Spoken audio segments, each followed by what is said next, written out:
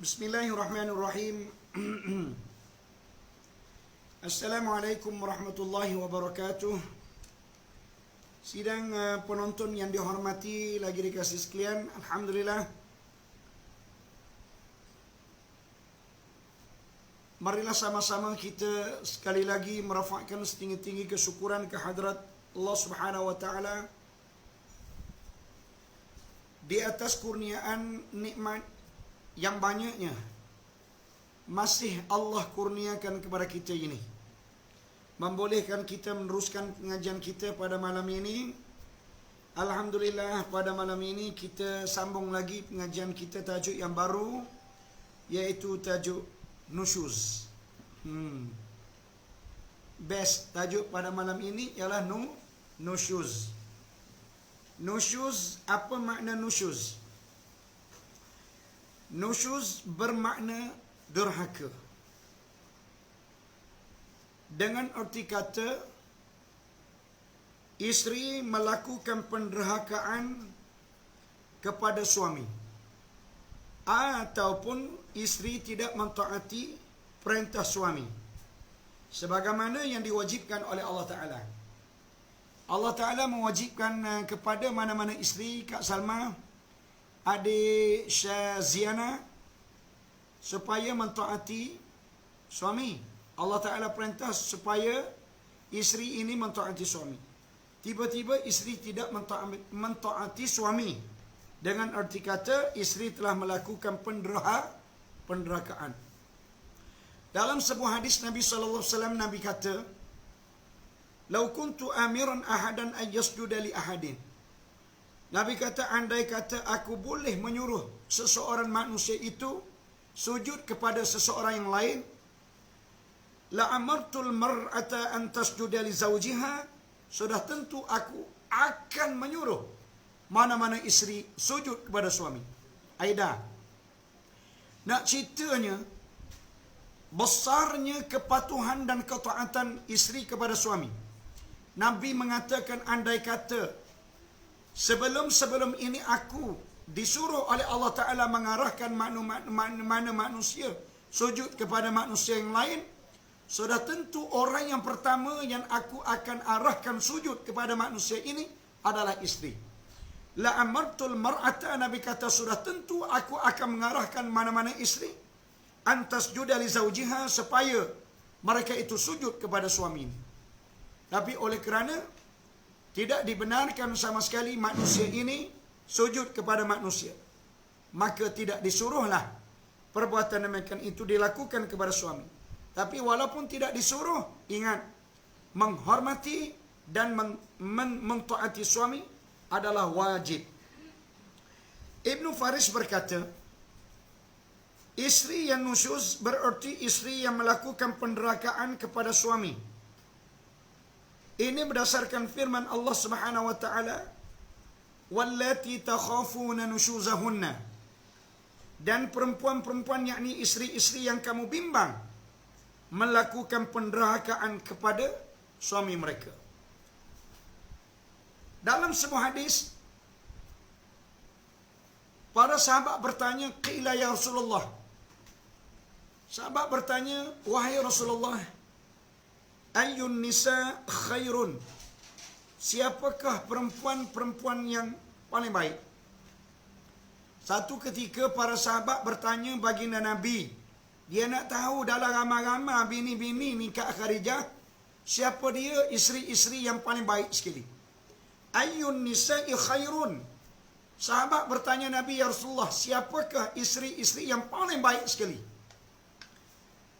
Qala, Nabi kata, kalau mu nak tahu isteri yang paling baik, allati tasurruhu idza nazara, iaitu mana-mana isteri yang apabila mu tengok dia akan menenangkan jiwa kamu.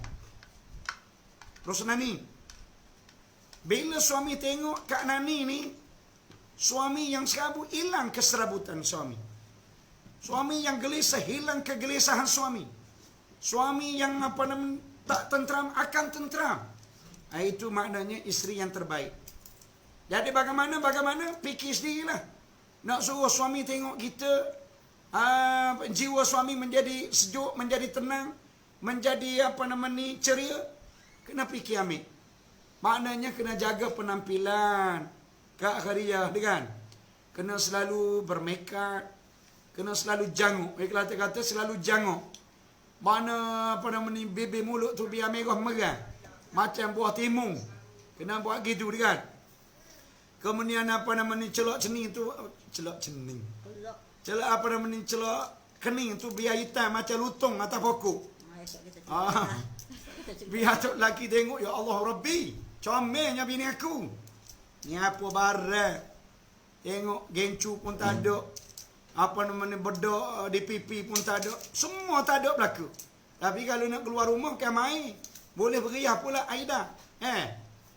Nabi kata perempuan yang terbaik, isteri yang terbaik ialah allati tasurruhu idza nazara, isteri yang apabila mu tengok dia akan mendatangkan ketenangan kepada kamu. Yang kedua, wa tuti'uhu idza amara, isteri yang apabila kamu suruh dia buat apa-apa dia buat selalu. Kak Zuraida, yang tolong buat nasi goreng, Allah tak ada siapa 2 minit siap dah nasi goreng. Macam kita pergi kedai Melayu kita, kan? Kedai Melayu kita ni kita tempah makanan, ya Allah Rabbi, puas-puas muak, tak siapa lagi makanan. Cuba pergi kedai mamak. Kedai mamak sekejap je dia ambil order dengan kita, belum lagi habis kita bersembang dah sampai dah makanan. Kenapa kedai mamak begitu cepat dia melayani pelanggan dia? Kenapa kedai orang kita ni dia buat bodoh gitu? Kenapa? Sebab tak belajar. Tak belajar. Jadi maknanya orang perempuan, kamu boleh menjadi isteri yang terbaik apabila apa sahaja yang dikeluarkan arahan oleh suami kamu dipatuhi oleh kamu dengan sebaik-baiknya. Yang ketiga kata Nabi, wala tukhalifuhu fi nafsiha wa maliha bima yakrahu, dan dia tidak menyisihi suami pada diri dia dan pada hartanya sehingga membuatkan suami benci. Menyisih. Dia mana isteri tidak menyisihi diri dia. Mana bila suami duduk dekat dia perapak. Bila suami menjauhi daripada dia jauh. Begitu. Dan dia tidak menyisihi diri dia dan juga harta suami, sehingga menimbulkan kebencian.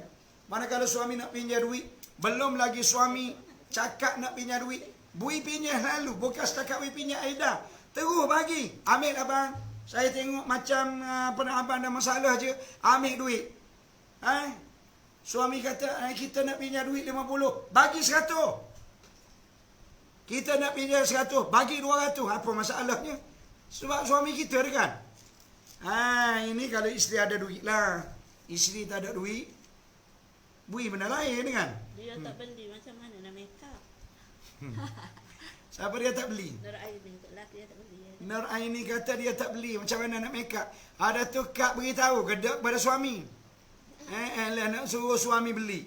Benda-benda lagi tu kadang-kadang bukan kerja suami. Suami pun tak tahu barang make up mana yang bini dia nak. Beritahu ke dia. Ataupun pergi sama-sama. Bang, jom. Kita pergi di kedai kosmetik. Gitu. Ajak dia. Ni nak cari salah je. Duduk rumah, beritahu apa-apa. Suami tak beli. Suami tak beli. Tapi suruh tak. Suruh dulu nak tahu. Dia beli ke tak? Baik. Awal kahwin bau wangi. Bila dah lama bau minyak angin. Baik, Nabi SAW menyebut Kak Alijah. Nabi kata apa? Nabi kata idza sallatil mar'atu khamsaha, apabila isteri mengerjakan solat 5 waktu. Kak, dengar molek-molek. Apabila isteri melaksanakan tuntutan solat 5 waktu secara konsisten, mana tak tinggal kecuali pada waktu dia datang bulan je. Kalau tak datang bulan, dia konsisten. 5 waktu dia lakukan. Wasamat syahraha, dan apabila tiba bulan Ramadan, dia puasa. Wahafazat farjaha, dan yang ketiga dia jaga kemaluan dia. Mana kemaluan dia ni untuk laki dia je. Untuk orang lain tak ada. Mana termasuk kemaluan ni aurat. Selain daripada kemaluan aurat, maknanya dia tak buka lengan dia untuk dilihat oleh orang. Dia tak buka kepala dia untuk dilihat oleh orang. Dia tak buka dada dia untuk dilihat oleh orang. Dia tidak menampakkan bentuk tubuh badan dia untuk diperlihat oleh orang. Itu maksudnya dia menjaga kemaluan dan juga tubuh badan dia hanya untuk tok laki dia. Yang keempat, wa ata'at zawjaha, dan dia mentaati tok laki dia. Mana 4 perkara ni Nabi kata Abang Mahdi, Kak Ina, Nabi kata 4 perkara apabila seorang isteri itu lakukan. Apa dia?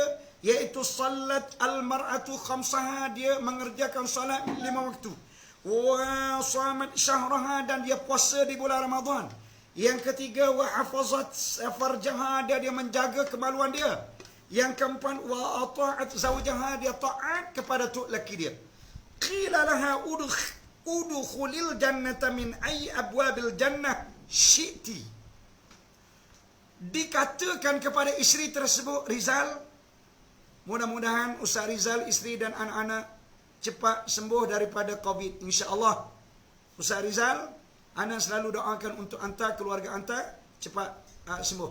Terima kasih kerana menonton live pengajian kita pada malam ini. Maknanya para malaikat menyeru kepada isteri tersebut yang melakukan 4 perkara, iaitu semayang 5 waktu, puasa di bulan Ramadan, kemudian menjaga kemaluan, kemudian mentaati tok laki dia. Para malaikat menyeru kepada isteri tersebut, udkhulil jannah min ayyi abwabil jannati syi'ti. Masuklah wahai para isteri ke dalam syurga, mana-mana syurga yang mu nak masuk. Ya Allah Rabbi, hebatnya Kak Salmah. Mana orang perempuan muda Mahdi nak masuk syurga kan? Kita orang lelaki ni payah Mahdi nak masuk syurga. Banyak soal jawab yang akan Allah Ta'ala tanya kita. Jadi barangkali soal jawab itu ada yang terlepas, ada yang tak terlepas. Tapi orang puan dengan begitu mudahnya semayang 5 waktu, puasa bulan Ramadan setahun sekali je. Hak setiap harinya semayang 5 waktu. Lepas tu jaga kemaluan dia. Lepas tu taat perintah tok laki dia. Maka boleh masuk syurga mana yang dia nak masuk. Allahu Akbar. Hebatnya orang puan. Jadi apa hukum nusyuz? Kak Nur Azizun, apakah hukum nusyuz? Dia kata hukum nusyuz ini adalah haram. Dan dia merupakan salah satu daripada dosa besar. Salah satu daripada dosa besar ialah derhaka kepada tok laki. Kak Nur Azizun, benda-benda yang melibatkan penderakaan tok laki ni hari ni macam benda remeh-temeh je. Macam benda biasa-biasa je. Bagi kebanyakan isteri-isteri, dia tidak merasa bersalah bila dia melakukan penderakaan kepada tok laki. Ingat baik-baik dosa besar. Nabi SAW menyebut, idza da'a ar-rajulu imra'atahu, apabila seorang suami mengajak isteri dia ila firashihi, untuk bersama. Mahdi, mana-mana suami yang mengajak isterinya nak bersama, falam ta'tihi, tiba-tiba bini tak datang. Oh, drama tak habis lagi. Tok laki puas ajak, puas panggil, tak mari-mari. Sebab apa? Piramli tak habis lagi. Ingat baik-baik. Fabata ghadbana 'alaiha, menyebabkan suami timbul kemarahan, menyebabkan suami marah dengan tindakan isteri yang tidak datang apabila diajak. Maka la'anat hal malaikatu hatta tusbiha, isteri tersebut dilaknat oleh para malaikat hingga ke pagi hari. Orang puan, dengar molek-molek. Dengar elok-elok. Apabila tok laki kita ajak, jangan ada nanti dulu, jangan. Sebelum tok laki ajak tu kena datangi dah kepada tok laki. Ni buat macam biasa-biasa dengan tok laki dia. Ingat baik-baik. Kalau tok laki tambah baru pada muka, gelepar belaka. Jadi bengong keluh habis. Apabila tok laki tambah baru. Sebelum tok laki tambah baru, tak nak layak elok-elok tok laki dia kan. Baik. Offer dulu kat suami. Offer apa kak? Mana isteri yang enggan mendatangi ketika mana suami dia memanggil dia, maka isteri tersebut akan mengundang laknat daripada para malaikat hingga ke pagi hari. Datuk Aida, cuba Aida sebut. Ustaz nak tahu juga bentuk-bentuk penderhakaan isteri. Kadang-kadang barangkali isteri kata, kita tak tahu Ustaz bentuk penderhakaan yang bagaimana yang dikatakan menusyuz tu. Cuba beritahu. Kita pergi, kita panggil tok laki. Okey. Cuba bentuk penderhakaan. Contoh. Bagi contoh. Nurihan. Contoh. Nurihan ni bagus ni.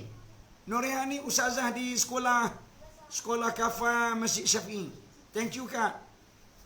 Tinggi suara pada suami. Ya betul Aida. Mana tinggi suara pada suami? Suami kata yang buat air. Nantilah dulu. Dia jawab gitu.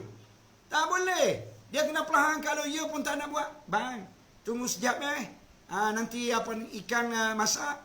Kita akan buatlah air untuk abang. Oh. Kan seronok dengan engkar arahan. Betul. Menengking suami. Betul abang bang. Menengking suami ni mana orang puan ni. Orang puan suka sangat menengking untuk lelaki. Suami kata jangan keluar, kita keluar. Betul. Mana keluar rumah tanpa izin. Juga bentuk penderhakaan. Kena minta izin jika mahu keluar. Betul Kak Rusia? Lagi. Banyak lagi contoh penderhakaan. Tolong beritahu di sini untuk rakan-rakan kita boleh tahu. Buat apa mesti ada izin suami? Ya. Tapi muka masamlah ustaz. Muka masam tu derhaka kepada tok lelaki. Orang perempuan jangan ada muka masam. Walaupun tok lelaki dia kata, kita berasa nak poligami.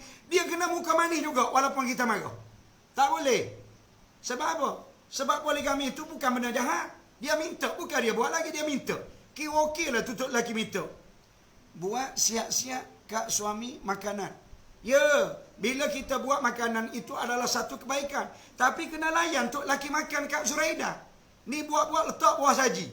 Lepas tu suruh tok laki makan dengan kucing. Ini juga bentuk penderhakaan. Berapa ramai orang perempuan, memang kita tengok Allah jasa dia banyaknya. Tapi apabila tiba waktu tok laki nak makan, tok laki makan seorang. Terima kasih pada sahabat saya, pada saudara Azmi. Kita minta, ya Allah ya Tuhan kami, berilah kesihatan sebaik mungkin kepada sahabat kami, pada saudara Azmi, daripada kesakitan yang dialaminya. Mudah-mudahan Azmi ceria dan sihat seperti orang ramai. Jangan pasang boyfriend lain belakang suami. Betul Aida, betul. Mana jarang curang. Orang perempuan tak boleh curang. Orang lelaki tak apa. Orang lelaki tak apa tu maksudnya dia merancang untuk menambah isteri. Tapi orang perempuan kok mana pun tak boleh. Dia tak boleh nak curang. Sebab orang perempuan tu lelaki dia satu-satunya. Kadang tu ajak makan, kata dia nanti dulu. Tu tak apalah. Kalau kita ajak suami makan, dia kata nanti dulu. Suruh dia makan sorang lah. Nanti apanya? Tunggu suami di depan pintu bila suami balik. Ya betul Asro. Ya, bukan depan pintu. No, pintu pagar no. Kena tunggu di pintu pagar. Okey. Tinggi suara. Tambah lagi baru tahu. Betul Hadi, betul. Mana-mana isteri yang suka meninggi suara, tambah bini baru. Jangan tunggu lagi. Jaga makan minum suami. Ya, betul Kak Noria. Lagi.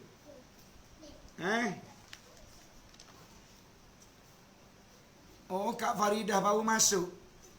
Okey, terima kasih Kak Faridah. Tolong Kak Faridah bagi respon. Bentuk-bentuk penderhakaan. Kalau tu lelaki nak tambah, tak ada baca.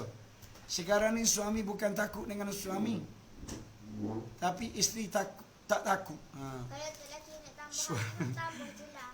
Sekarang ni suami bukan takut dengan isteri. Tapi isteri tak takut kepada suami. Itu kata debel-debel berlaku orang puan sekarang ni. Abang Bing. Allahu Akbar. Sebab orang perempuan dia di sekolah dia belajar taekwondo, dia belajar karaoke, dia belajar benda-benda yang Karaoke nyanyi. karaoke. Karate. Karate. Baca nyanyi. Ada.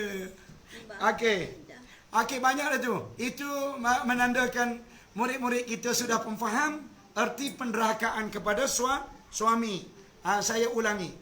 Bentuk penderakaan isteri kepada suami, keluar rumah tanpa izin, mengeluarkan kata-kata yang menyinggung hati suami, membuka rahsia suami, kemudian berbelanja wang suami secara berlebihan, kemudian menjalinkan hubungan sulit di belakang suami, kemudian lalai dan tidak mahu melayani suami, kemudian membebankan suami dengan perkara-perkara yang suami tak mampu.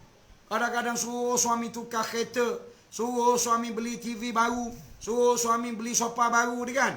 Ni benda-benda lagu ni kita kena tengok kemampuan tok laki kita. Nasib baik talak kat suami. Kalau kat isteri, berapa kalilah kita jadi janda. Ya betul, betul. Betul, saya setuju, betul. Kalau Allah Ta'ala beri kuasa talak pada isteri, pendek kata, kita orang lelaki jadi janda berlaku. Tak ada seorang ambuk. Jadi, benar-benar untuk lelaki. Okey. Okey, kita sambung sikit lagi. Nabi SAW bersabda, Nabi kata, Walladhi nafsu Muhammad biyadihi. Demi Allah Ta'ala yang jiwa Muhammad berada di dalam genggamannya. La tu'addil mar'atu haqqa rabbiha.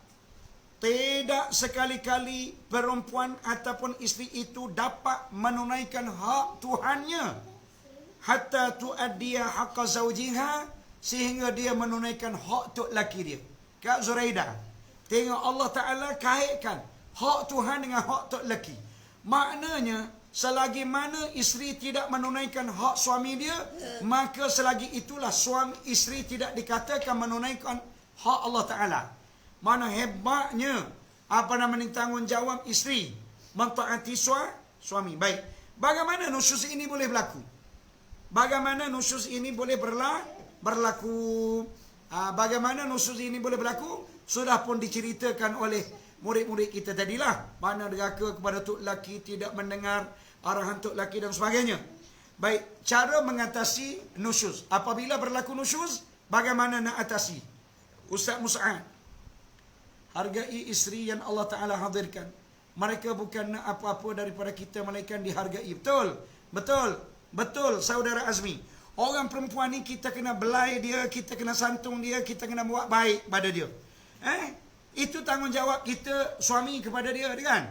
Tapi ingat, kita orang lelaki walaupun kita belai, kita santuni dia, kita mempunyai kekuasaan yang luas. Mana anda kata kita mempunyai kekuatan, kita mempunyai kemampuan, maka ramai lagi bini yang perlu kita ambil. Iaitu yang kedua, yang ketiga, yang keempat. Jangan kita rasa cukup dengan seorang bini. Sebab apa? Sebab perempuan di luar sana yang tidak ada tok laki, siapa dia nak ambil dia?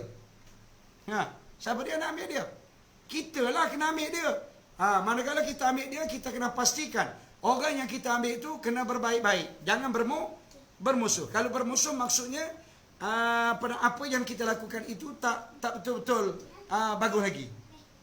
Baik, dia kata cara mengatasi nusyuz. Yang pertama kata dia, apabila didapati isteri itu melanggar arahan, ataupun tak dengar cakap, ataupun meninggi suara, ataupun keluar rumah tanpa izin. Tak dengar kata lah, mudah cakapnya, tak dengar kata. Dia buat bodoh badok gitu. Jadi tindakan yang pertama yang mesti dilakukan oleh suami adalah memberi peringatan. Memberi peringatan kepada isteri tentang kewajipan yang telah ditentukan oleh Allah Ta'ala, yang ayang jangan buat lagi macam ni, Allah Ta'ala marah. Bila Allah Ta'ala marah, bimbang Allah Ta'ala datangkan apa-apa yang menyusahkan ayang. Gitu. Lepas tu kita pun baca hadis kepada dia. Ayyuma imra'atin matat wa zawjuha anha radin dakhalatil jannah. Mana-mana isteri yang mati dalam keadaan suami dia redha kepada dia, maka boleh masuk syurga dengan begitu mudah. Dengan arti kata, kalaulah mana-mana isteri yang mati dalam keadaan suami dia benci dengan dia, maka mudahlah isteri itu masuk neraka. Mudah masuk masuk neraka. Kita beri ingatan gitu kepada bini kita yang neraka tu. Dan baca lagi hadis, idza batatil mar'atu hajurata firash zawjiha. Apabila nyata isteri tadi enggan tidur bersama dengan suami dia, setelah mana dia ajar, maka la'anat hal malaikatu hatta tusbiha. Isteri tersebut akan dilaknat oleh para malaikat hingga ke subuh hari. Mana bagi ingatan sebegitu kepada isteri, mudah-mudahan ingatan ini akan didengari. Andai kata tidak didengari juga, ustaz-ustaz, beritahu molek dah kepada bini mu, jangan buat gini. Tuhan marah, malaikat laknatmu. Tiba-tiba nak tak dengar juga dia. Dia kata ikut saya lah. Kalau malaikat marah pun dia marah saya seorang. Apa sungguh awaknya? Sudah. Bila dia tinggi suara macam tu, maka Islam mengajar suami gunakan tindakan yang kedua. Nur Azalina. Apa tindakan yang kedua? Iaitu pisah tempat tidur. Jangan tidur sekali. Tak tidur sekali dengan erti kata tidak bersama. Bila tak bersama, isteri kata, seronok saya. Seronok saya dia tak nak bersama dengan kita. Sahabat isteri pun kunci pintu. Baik. Tok lelaki duduk luar. Kelipah seorang. Tak jadi apa. Maknanya, dengan kita mengasingkan diri daripada tempat tidur, tidak memberi apa-apa perubahan kepada bini, bahkan timbul lagi keegoan dia. Maka tindakan yang ketiga, dibolehkan oleh Islam untuk memukul isteri tersebut.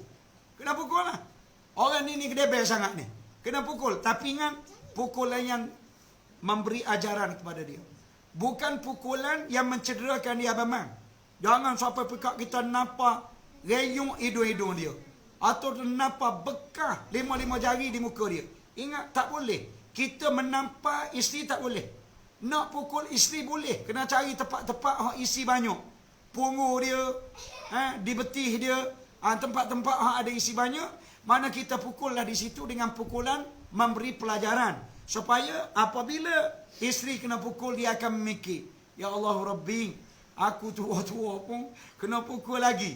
Maknanya dengan tindakan demikian akan menyadarkan dia, akan menyebabkan dia akan berhenti daripada melakukan penderakaan. Andai kata dengan pukulan tidak memberi apa-apa kesan, tidak berubah juga Kak Salimah, degil juga orang ini, maka tindakan yang keempatnya adalah kita melantik seorang hakim daripada kaum keluarga dia, kemudian seorang hakim daripada kaum keluarga kita untuk menyelesaikan masalah itu. Untuk menyelesaikan masalah itu, Allah Ta'ala menyebut dalam Al-Quran, wa in khiftum shiqaqa bainihima. Dan jika kamu bimbang berlaku perpecahan di antara mereka, mana antara suami dan isteri, fab'athu hakaman min ahliha, maka hendaklah kamu panggil, lantik seorang hakim, seorang pegawai penusuluh, pegawai pendamai, seorang daripada kaum keluarga suami, wa hakaman min ahliha, dan seorang daripada kaum keluarga isteri. In yurida islahan yuwaffiqillahu bainahuma.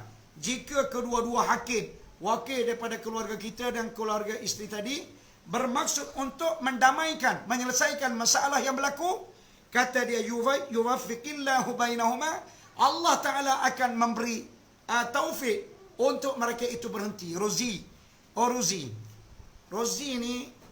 itu tolong anti call anak nak nama telefon anti tu. Anak nak nama telefon anti call, tolong call anak. Baik. Jadi andai kata kedua belah pihak, wakil isteri dan wakil suami tadi bermaksud untuk melakukan perdamaian, sudah tentu Allah Ta'ala akan ilham kepada mereka untuk menemui jalan penyelesaian. Innallaha kana aliman khabira. Sesungguhnya Allah Ta'ala amat mengetahui apa yang telah kamu lakukan. Jadi sebab itulah hati pada hari ini kalau kita lantik wakil daripada keluarga masing-masing, wakil ini bukan dia nak mendamai, dia nak cari salah. Kalau lantik keluarga seorang wakil daripada keluarga lelaki akan mencari salah isteri. Kalau lantik wakil daripada keluarga isteri akan mencari salah suami.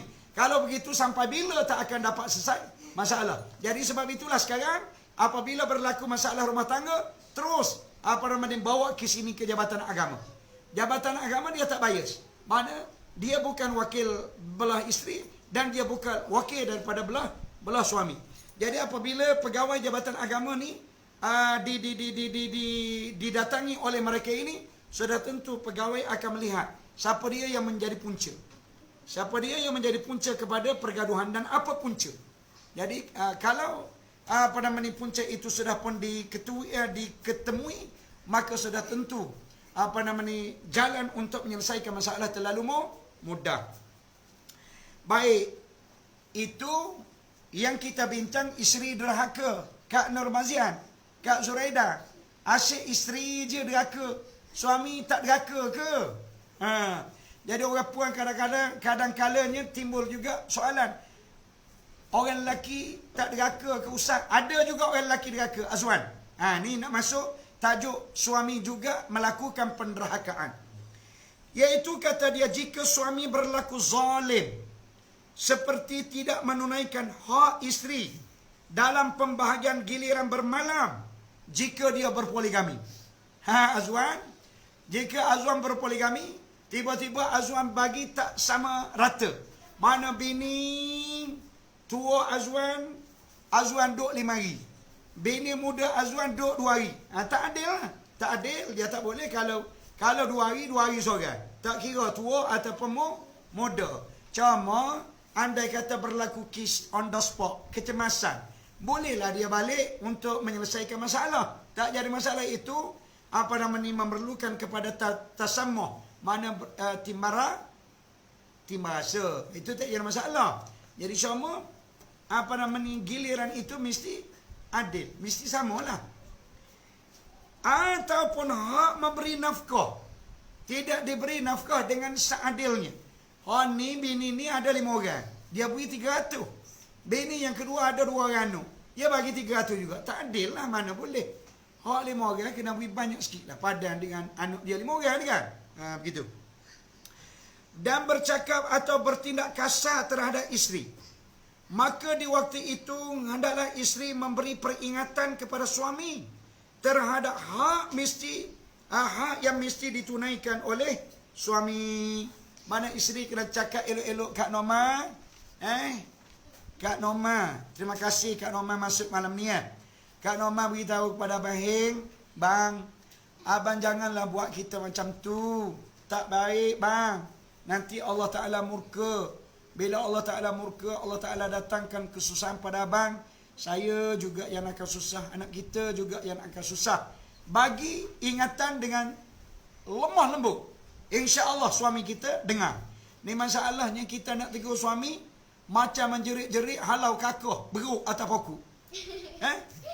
Macam kita halau beruk duk tengah makan rambutan. Wah. Suami mana nak dengar? Sedangkan kita isteri Allah jadikan tutur kata kita halus, lembut, sopan. Tiba-tiba kita tak guna kesopanan kita untuk menarik perhatian suami kita daripada yang tak berapa bagus kepada bagus. Okey, sekadar itu dulu yang dapat saya sampaikan pada malam ini.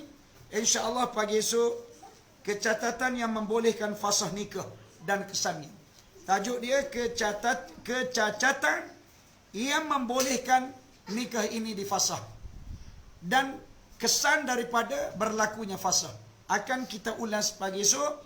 Bismillahirrahmanirrahim. Alhamdulillahirabbil alamin. Salatu wassalamu ala Rasulillah wa ala alihi wa sahbihi ajma'in. Allahumma arhamna bil Qur'an waj'alhu lana imaman wa nuran wa hudan wa rahmah. Allahumma dhakkirna minhu ma nasina wa 'allimna minhu ma jahilna. Warzuqna tilawatahu ana al-laili wa atraf an-nahar waj'alhu lana hujjatan ya rabbal alamin. Allahumma adkhilna al-jannata bighairi hisab. اللهم أدخلنا الجنة بغير حساب. اللهم أدخلنا الجنة بغير حساب. اللهم إنا نعوذ بك من البرص والجذام والجنون ومن سيء الأسقام برحمتك يا أرحم الراحمين. اللهم ربنا آتنا في الدنيا حسنة وفي الآخرة حسنة وقنا عذاب النار وأدخلنا الجنة مع الأبرار يا عزيز يا غفار يا رب العالمين. وصلى الله على محمد وعلى آله وصحبه أجمعين والحمد لله رب العالمين. تقبل الله منكم منا ومنكم تقبل يا كريم. Terima kasih semua, terima kasih.